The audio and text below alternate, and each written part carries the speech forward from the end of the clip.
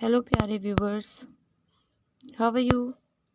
I hope all of you are awesome. So let's begin our next chapter related to our constitution. Okay. तो हमने 5th chapter तक अपना अभी तक complete कर चुके हैं. अभी ये हमारा 6th चैप्टर है. Okay, 6th chapter. तो 6th चैप्टर क्या है? देखो, फर्स्ट चैप्टर हमारा कौन सा था? तो पूरे ये जो पूरी बुक है 5 चैप्टर्स कंप्लीटेड हो चुके हैं ऑलरेडी. ठीक है. तो फर्स्ट चैप्टर था हमारा क्या? Sources of the Constitution. And if we talk about the second chapter was main features of the Constitution, and third was preamble of the Constitution, and fourth was fundamental rights and duties. Sorry, yes, that वही था. Fundamental rights and duties का हो गया. If you talk about the fifth one हमारा directive principles का था. अगर आप इस वीडियो को फर्स्ट टाइम देख रहे हैं तो आप उन्हें भी देख सकते हैं. ज़रूरी नहीं है कि भाई ये बुक पढ़ रहा हो सिर्फ वही इन्हें देख सकता है. Anyone can see and watch the videos, क्योंकि सारे के सारे किससे रिलेटेड है? हमारे कॉन्स्टिट्यूशन से. कॉन्स्टिट्यूशन से रिलेटेड है तो कॉन्स्टिट्यूशन तो सबका है, सबको जानना चाहिए ना अपना कॉन्स्टिट्यूशन. भाई आखिर है क्या मेन चीज़ें. तो खैर ऐसे देखता तो है नहीं कोई, बट कोई बात नहीं, आप लोग देख लेना अगर आपका मन करे तो. भाई everything depend on you. If you want you can. समझ रहे हो? चलो ठीक है. हमारा 6th चैप्टर है. क्या नाम है 6th चैप्टर का? 6th चैप्टर का नाम है संघीय कार्यपालिका. संघीय कार्यपालिका, राष्ट्रपति एवं उपराष्ट्रपति. Okay. Union executive, president and vice president. Okay, ये हम पढ़ेंगे इस चैप्टर में. देखो मेनली तो बस अगर देखो चैप्टर का नाम ही अगर आप देख रहे हो तो इससे रिलेटेड ही इसमें चीज़ें होंगी. फर्स्ट प्रेसिडेंट और second one vice president. President राष्ट्रपति, उप वाइस प्रेसिडेंट उपराष्ट्रपति. तो राष्ट्रपति से रिलेटेड चीज़ें होंगी और उपराष्ट्रपति से रिलेटेड चीज़ें होंगी. ओके, तो हम यहाँ पे देख लेते हैं. हाँ चलो ठीक है. और बस यही है. यहाँ पे जैसे आप देखोगे तो ज़्यादा कुछ है नहीं. तो यहाँ पे मेन बात ये बोल रहा है कि जो भारत है, भारत में किस तरीके का सिस्टम है. अगर हम पॉलिटिकल सिस्टम की बात करें कि किस तरीके का, which type of political system we have parliamentary system. Okay, क्या संसदीय व्यवस्था है भारत में. क्या है भारत में? संसदीय व्यवस्था है. ओके, और ये जो संसदीय व्यवस्था है वो किस देश से ली गई थी?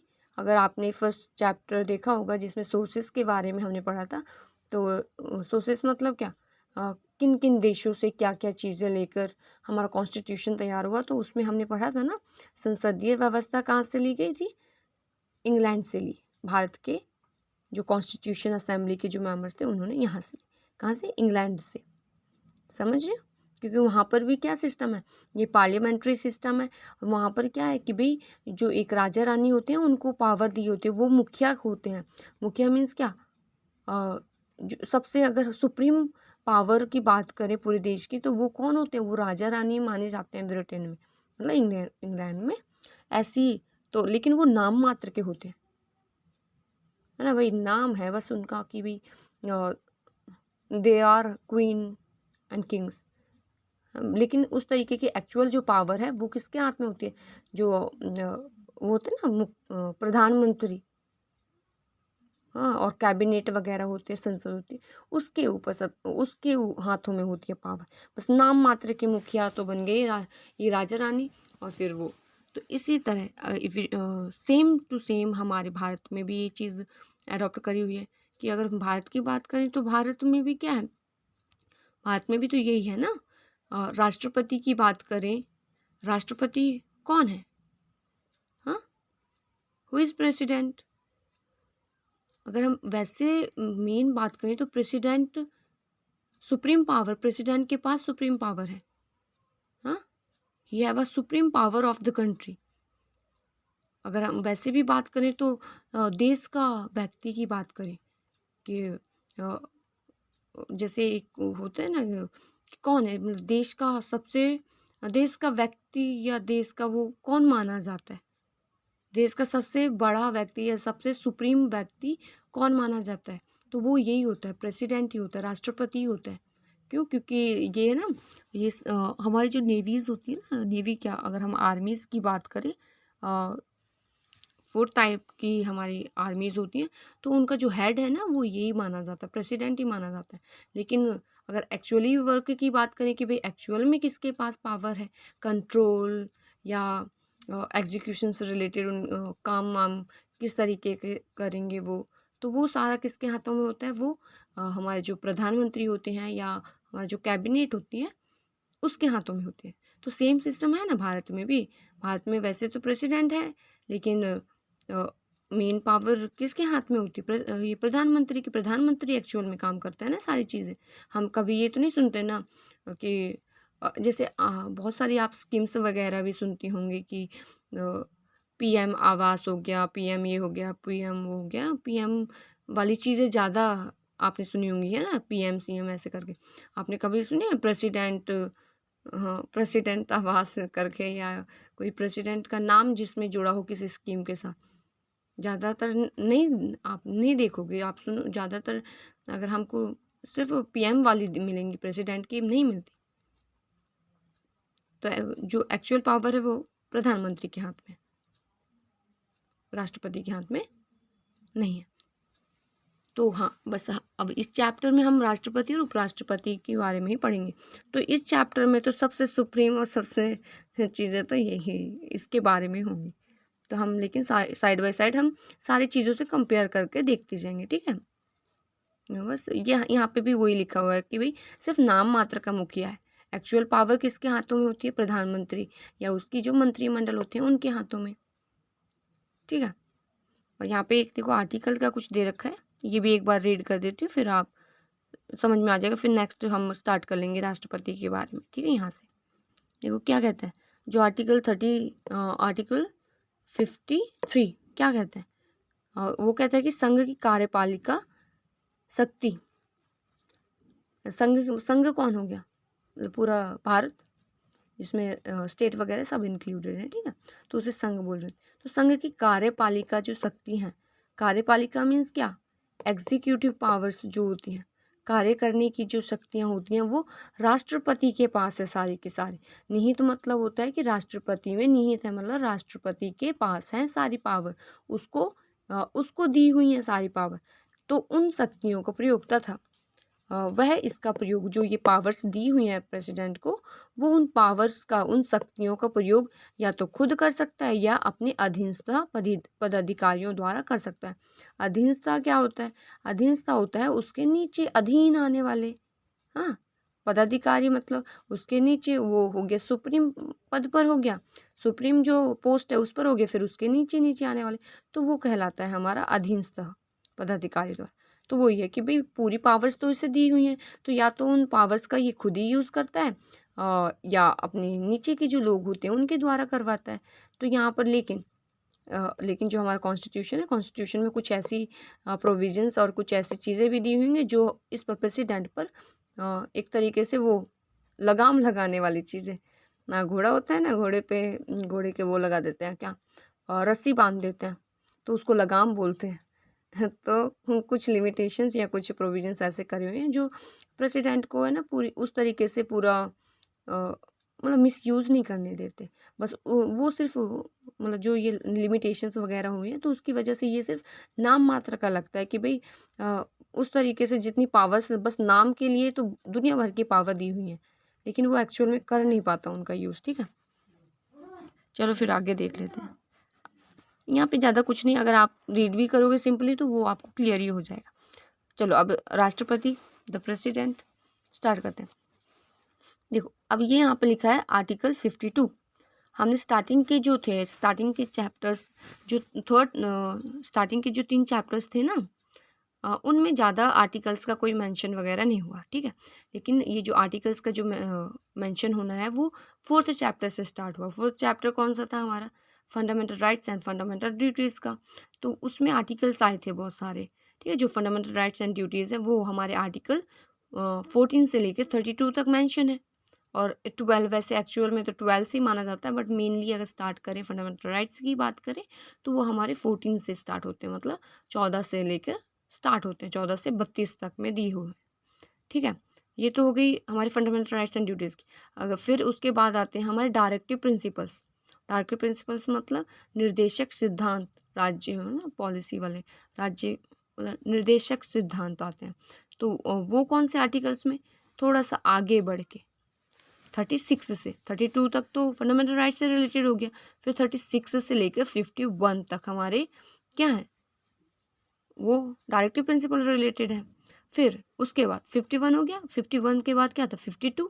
तो आर्टिकल 52 है जो आर्टिकल 52 में किसका मेंशन करा हुआ है, प्रेसिडेंट।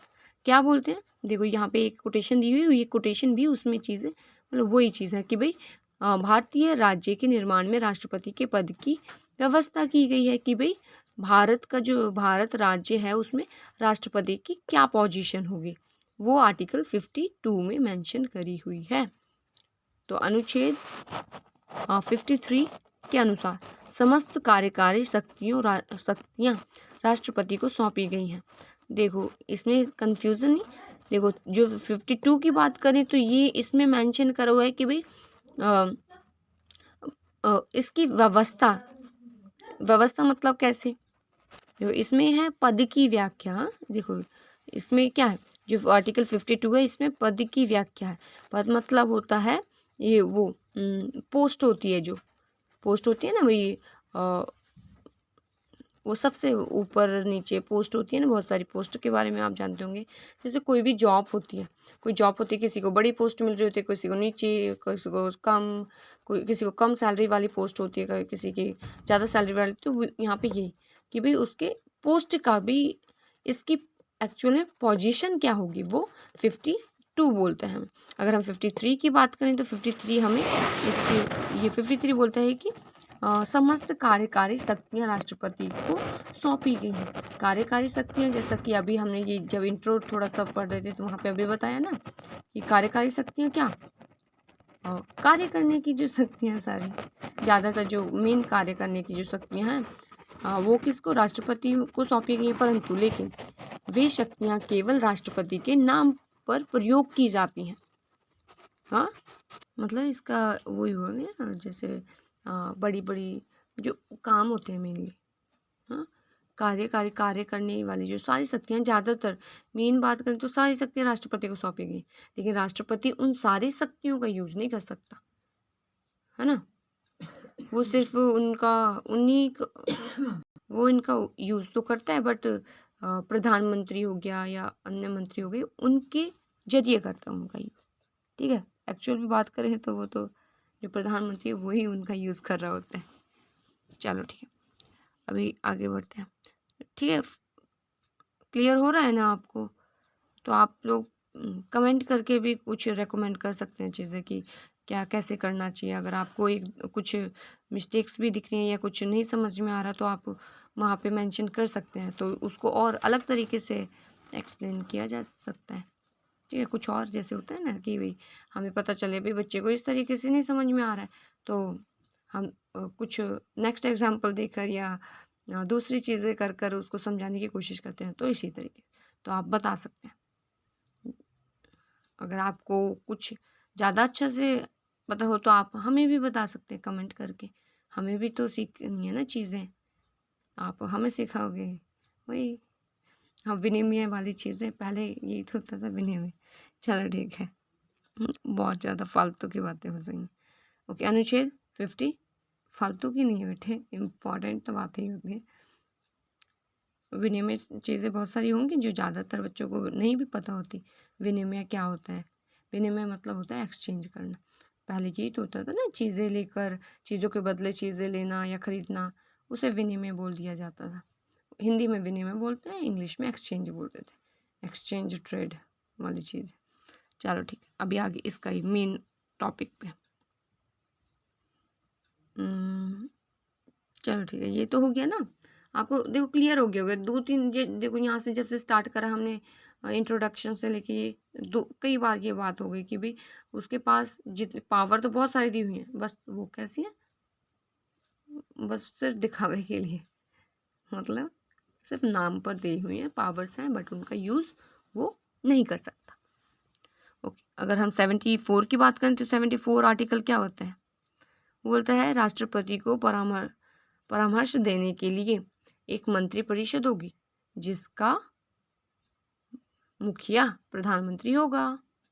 इसका कार्य देश के शासन के संचालन में राष्ट्रपति को सहायता तथा परामर्श देना होगा। देखो क्या है, ये बोल दिया ना सीधा सीधा। यहाँ पे सीधी सीधी बात हो गई कि भाई राष्ट्रपति के पास पावर्स हैं, लेकिन वो उन पावर्स का यूज़ कब करेगा और किसकी मदद से करेगा?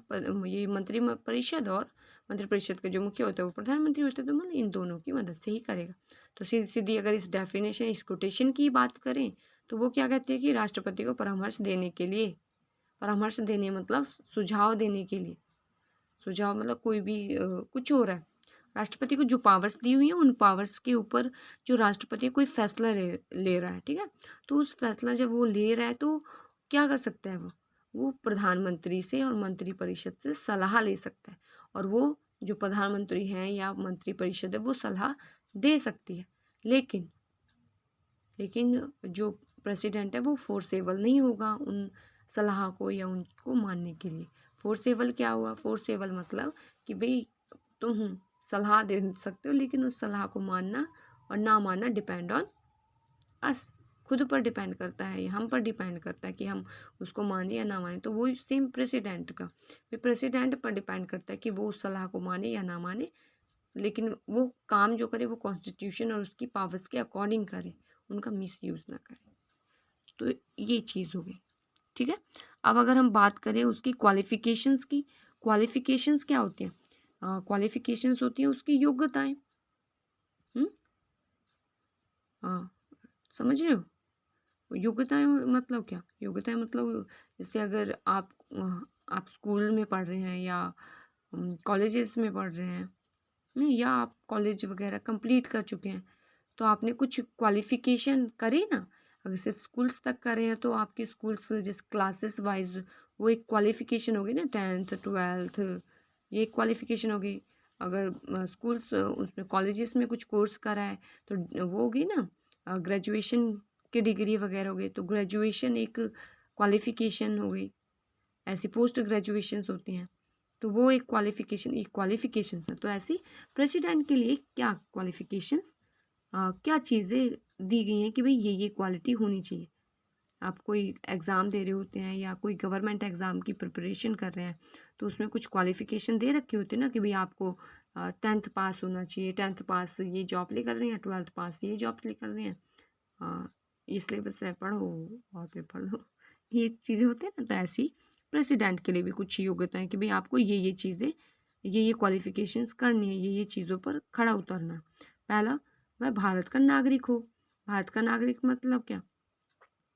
उसे क्या होना चाहिए? He should be the people of, people बोलो कुछ भी बोलो, पीपल मैन ऑफ इंडिया, लेकिन इंडिया का नागरिक हो, भारत का रहने वाला हो, तो तभी वो भारत का प्रेसिडेंट बन सकता है, ठीक है। उसकी जो एज है वो 35 होनी चाहिए, उसका हो चुकी हो, जैसे हो गया, ठीक है, 35 होनी चाहिए। मिनिमम की बात है कि भाई कम से कम 35 तो होनी ही चाहिए। 35 के ऊपर कितने भी हो सकते हैं, ठीक है, 35 से नीचे नहीं हो सकते। ओके, थर्ड पॉइंट की बात करें तो वह लोकसभा का सदस्य निर्वाचित होने की योग्यता रखता हो। मीन्स क्या? वो क्या करता हो, लोकसभा का जो सदस्य होता है, लोकसभा हमारे 2 सदन होते हैं ना संसद में, लोकसभा राज्यसभा। तो लोकसभा में जो लोग चुनकर जाते हैं उनकी जो क्वालिफिकेशंस, उनकी जो योग्यताएं निर्धारित की हुई हैं, उन योग्यताओं, वो योग्यताएं भी वो रखता हो, ठीक है।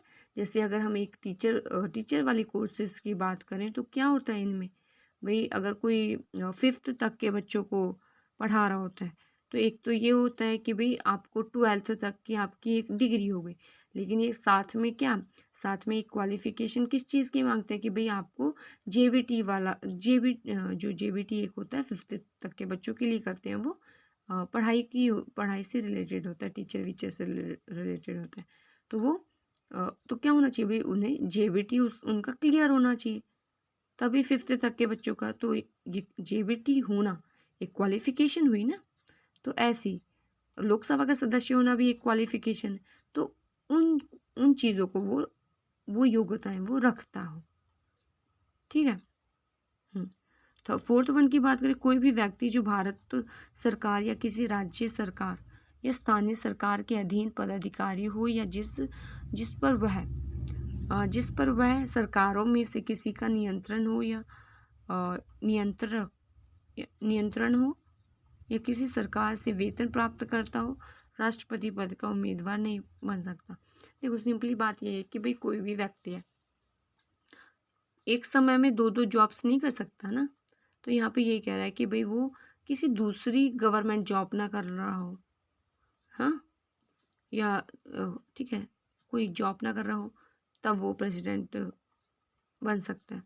और अभी उसने वो कोई सांसद वांसद लोकसभा का सदस्य है तो उसे क्या करना पड़ेगा, वो एक साथ लोकसभा का सदस्य और राष्ट्रपति दोनों चीज़ें नहीं रह सकता। तो उसे लोकसभा का वो जो पद है या उसकी जो पोस्ट है उसको छोड़ना पड़ेगा, तभी वो ये हो सकता है। तो ये क्वालिफिकेशंस दी हुई है। ठीक है, आई होप आपको क्लियर हो गया होगा। तो आप नेक्स्ट पॉइंट पे हम फॉरवर्ड करते हैं अहेड, मतलब चलो ठीक है। फिर फिफ्थ पॉइंट देखो आप, मैंने ये पेज टर्न करके फिर ऑन कर दिया। तो ये हाँ, फिफ्थ पॉइंट क्या देख रहे हैं, फिफ्थ पॉइंट मतलब उसकी क्वालिफिकेशन से रिलेटेड है, प्रेसिडेंट से रिलेटेड है। भारतीय संसद या राज्यों के विधानमंडल के किसी भी सदन का सदस्य ना हो। वही हो गया जैसे पिछला पॉइंट था ना, लोकसभा इन सब का सदन का सदस्य नहीं होना चाहिए, ऐसे राज्य की जो विधानमंडल्स होते हैं उनका सदस्य नहीं होना चाहिए। बस सिंपल सी, राष्ट्रपति का पद ग्रहण करने के समय में उसकी विधानमंडल की सदस्यता नहीं रहेगी। तो वही चीज़ ना जो पहले पिछले पॉइंट में एक्सप्लेन करी थी कि भाई वो एक साथ दो पदों को नहीं ले सकता। अगर वो राष्ट्रपति बन रहा है तो उसे उसके जो पहले के हुए हैं उनको वो क्या करना पड़ेगा, उन्हें छोड़ना पड़ेगा। सिक्स्थ वन की बात करें तो क्या कहते हैं, संविधान द्वारा निश्चित की गई इन योग्यताओं के अतिरिक्त अन्य 1974 के में संसद ने एक कानून पास किया था, निम्नलिखित योग्यताएं जोड़ दी गई। राष्ट्रपति के चुनाव लड़ने वाले उम्मीदवार के लिए 25,000 रुपये जमानत के रूप में जमा करना होगा। मतलब क्या, देखो ये 1974 1974 में तो 42 अमेंडमेंट हुआ था। तो 1974 में ये यहाँ पे देखो एक चीज़ अभी वो क्लियर नहीं है कि 42 अमेंडमेंट के जरिए ही, क्योंकि 1942 में 1940 जो ये लिखा है ना 1974, क्या लिखा है 1974 में जो वो हुआ था, एक कानून पास हुआ था, उसमें क्या कर दिया गया था कि भाई 25,000 रुपये निश्चित कर दिए गए थे कि भाई आपको अगर राष्ट्रपति का चुनाव लड़ना है तो आपको पहले 2500 नॉट 25,000, इट्स 2500 रुपये जमानत मतलब देना पड़ेगा। जैसे वो होता है ना, अगर छोटी छोटी स्कूल से जो होते हैं, आपने अगर कभी दिए हो कि भाई एग्ज़ाम हो रहे हैं तो पैसे देते थे पहले मतलब क्या, अभी कुछ टाइम पहले, कि भैया एग्ज़ाम हो रहे हैं तो आपको इतने पैसे देने हैं, 100 रुपये 50 रुपये, तो ऐसे लेते हैं। तो वो चीज़ यहाँ पे, क्योंकि पेपर देने तो उसके लिए 25 वैसे पैसे, तो यहाँ पे वही चीज़ कर रहा है कि 2500 रुपये अगर चुनाव लड़ना है तो 2500 रुपये पहले भर्ती करनी पड़ेगी, देनी पड़ेगी। राष्ट्रपति के चुनाव लड़ने वाले व्यक्ति का नाम 10 मतदाताओं के द्वारा 10 मतदाताओं राष्ट्रपति का निर्वाचन करने वाले निर्वाचक के सदस्य द्वारा प्रस्तावित तथा अन्य 10 के द्वारा अनुमोदित होना चाहिए। मतलब यहाँ पे सिंपली ये बात कर रहा है कि भाई कोई भी व्यक्ति जो राष्ट्रपति का चुनाव लड़ रहा है तो कम से कम 10 लोग तो ऐसे हों कि जो कह दे कि हाँ ठीक है, हम इसका सपोर्ट करते हैं कि ये राष्ट्रपति के पद पर क्या खड़ा हो सकता है। मतलब एक रिटर्न में कह दो या कुछ वैसे, तो 10 लोगों को मिनिमम, मतलब कम से कम 10 लोग तो तैयार होने चाहिए कि आप ये व्यक्ति चुनाव में खड़ा हो रहा है राष्ट्रपति के पद पर, उसके सपोर्टर होने चाहिए, सिंपल ये बात करें तो। ओके, सेकंड बात करें तो राष्ट्रपति का चुनाव लड़ने वाले व्यक्ति का नाम 10 मतदाता, तो वही भी, अच्छा सॉरी वो रिपीट कर दिया अगेन, चलो ठीक है, यहाँ पे वही सब चीज़ें, ज़्यादा कुछ है नहीं। तो अब हम जो मेन क्वेश्चंस बनता है वो हम देख लेंगे यहाँ से इसका। अभी मैं इसको यहीं पे स्टॉप कर रही हूँ, मेन क्वेश्चन से स्टार्ट कर दूँगी अब इसी को ऑन। देखो बच्चों, अभी ये वाला हम ना यहाँ से स्टार्ट करेंगे। अभी ये वाला वीडियो यहीं पे मैं एंड कर रही हूँ। नेक्स्ट वीडियो जो होगा वो यहाँ से स्टार्ट होगा कि भाई powers and functions of the president. ठीक है, ये वाला हम डिटेल में अच्छे से पढ़ेंगे लेकिन नेक्स्ट वीडियो में। तो ये वाला मैं यहीं पे एंड कर रही हूँ। ठीक है, thank you for watching this. अगर आपको थोड़ा बहुत भी अच्छा लगा हो, अगर आपने देखो अगर 100 वर्डिंग बोली है मैंने, अगर आपको 10 वर्डिंग भी समझ में आई है, आप थोड़ी चीज़ें रिलेट कर पा रहे हैं इस चीज़ से, या तो आपने सिलेबस से या थोड़ी अंडरस्टैंडिंग बिल्डिंग से, तो आप इसको शेयर भी कर सकते हैं, चैनल को सब्सक्राइब कर सकते हैं, लाइक कर सकते हैं, कमेंट कर सकते हैं। ओके, और जुड़ सकते हैं हमारे साथ। देखो सब्सक्रिप्शन जो होता है वो क्या होता है, सब्सक्रिप्शन से ये पता चलता है ना कि भाई हमारे साथ इतने लोग जुड़ रहे हैं। 10 लोगों ने अगर सब्सक्राइब करा तो हमें पता चला ना भाई 10 लोग क्या हो गए, हमारे साथ जुड़े हैं, उन्हें अच्छा लग रही हैं चीज़ें, उन्हें थोड़ी बहुत चीज़ें ठीक लग रही हैं, इसलिए वो हमारे साथ जुड़ रहे हैं, तो वही चीज़ हुई। तो आप बेल आइकन वगैरह भी होती है वो भी ऑन कर सकते हैं अगर आपको ये वीडियोज़ देखने होते हैं। अगर जैसे कभी कुछ अपलोड करा तो आपको नोटिफिकेशन भी मिल सकता है उससे। लेकिन चलो वो सब अपनी चीज़ें होती हैं, चॉइस होती है कि करना है नहीं करना। तो आपको तो लेकिन आप चैनल आके चेक कर सकते हैं कि भाई क्या-क्या हुआ, तो क्या डाला, क्या नहीं डाला। चलो फिर यहीं पे एंड करते हैं। Thank you for watching this once again. Thank you so much. स्वस्थ रहिए, ध्यान रखिए अपना। धन्यवाद।